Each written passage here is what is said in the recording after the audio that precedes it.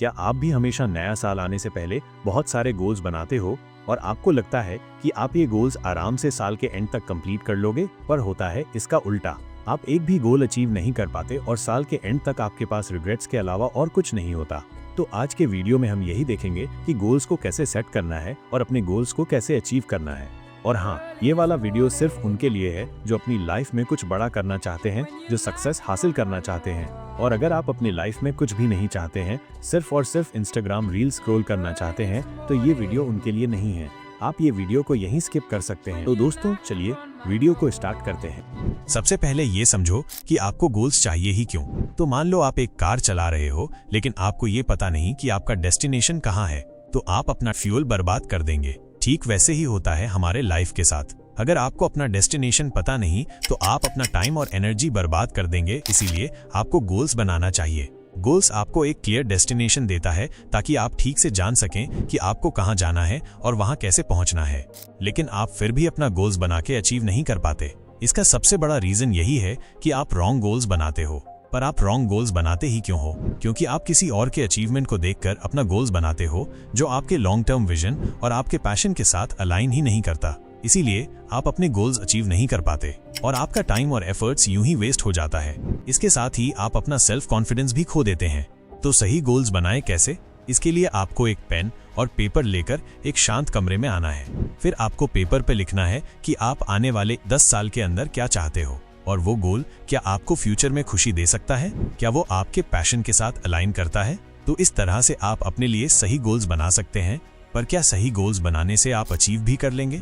नहीं, आपको गोल्स को सही से सेट भी करना पड़ेगा। अब गोल्स को सेट करने का मतलब है यानी अपने गोल्स को लिख लेना। पर गोल्स को लिखना ही क्यों?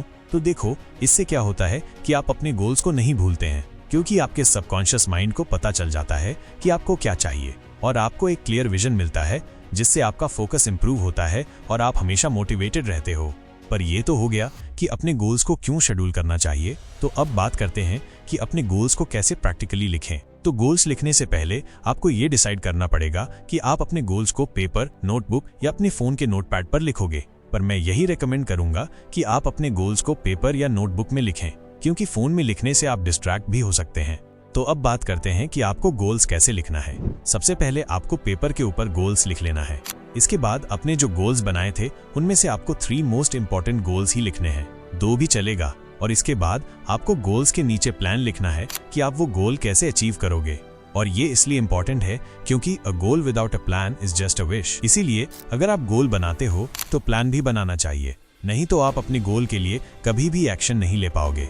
और जो प्लान के बाद सबसे इंपॉर्टेंट है वो है वाई, क्योंकि आपका वाई जितना स्ट्रांग होगा आप उतने ही पैशनेट होंगे और आपका इंटरेस्ट भी बना रहेगा। तो ये तो था कि कैसे गोल्स बनाया जाता है।